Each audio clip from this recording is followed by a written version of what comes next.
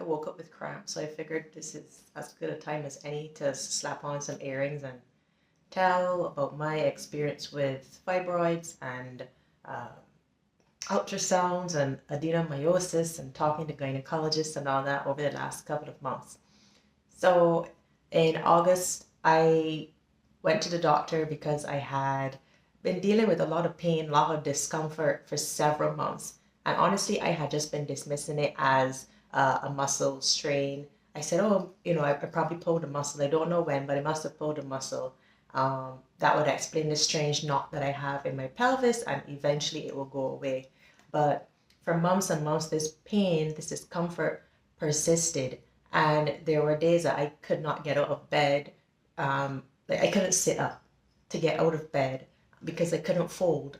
And I would have to then roll off of the bed to go onto the floor then to get up on mornings. And as you could imagine, that's not very convenient. So I went to the doctor and I said to him, well, I have this pain. I don't know what's going on. And he said to me, do you have fibroids?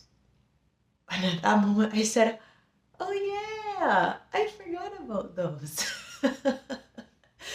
The funny thing is that um, 3 years prior, I had gone for an ultrasound of my kidneys, and at the time, the urologist called me and he said, well, there's nothing wrong with the kidneys, everything is good, but the ultrasound technician said that they saw something else and they'd like you to go and get an ultrasound, um, a transvaginal ultrasound.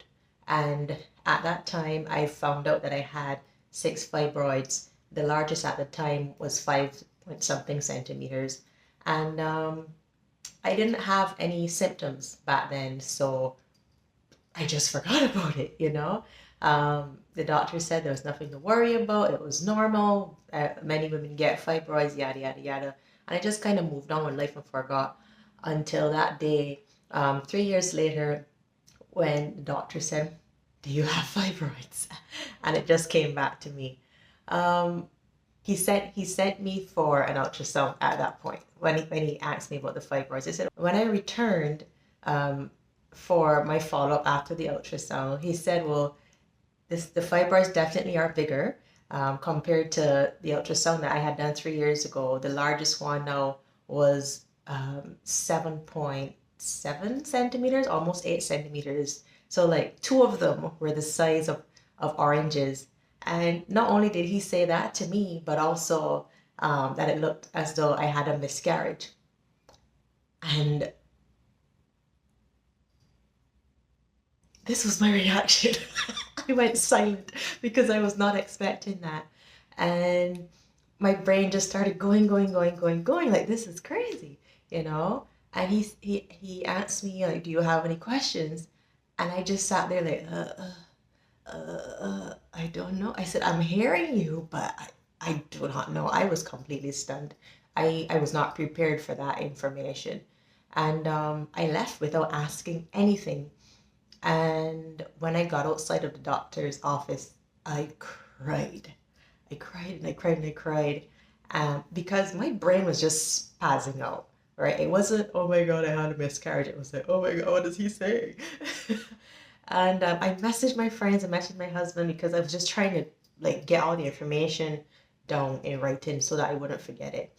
And I'd say that definitely was a lesson for me. It reminded me that I need to keep good notes when talking to the doctor, and I also need to make sure that there's someone there with me to ask questions if I'm not coping with the information I receive.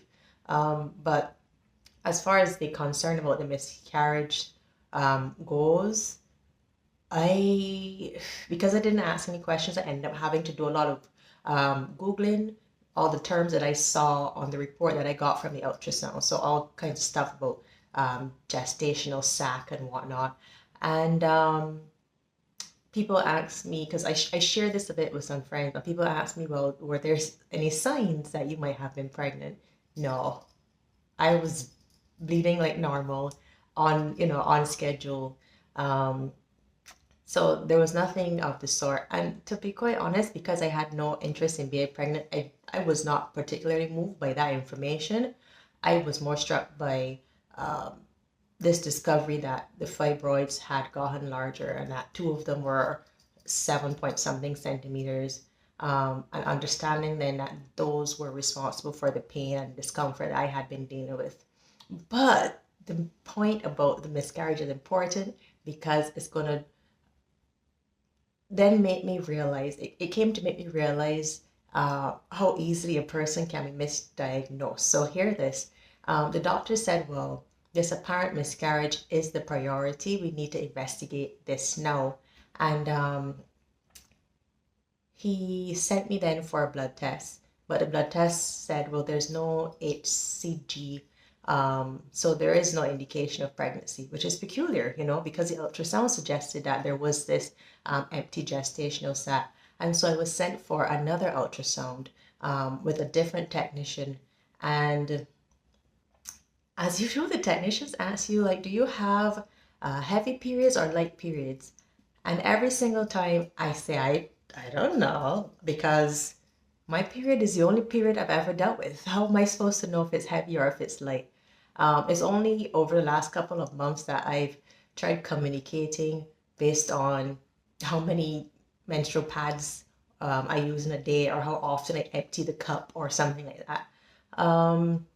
And so I got the report from this second ultrasound, and the person actually said the apparent gestational sac was actually a fibroid with cystic degeneration.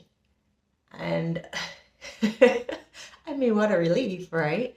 But also, it was important to realize that the ultrasound techs, they're looking at these black and white blurs and just making educated conclusions about what they're seeing. So it's very important when you have information to get a second opinion, maybe a third. And I definitely had several opinions about some more of what I experienced with my fibroid adenomyosis journey. So I'm going to share a little bit about that shortly.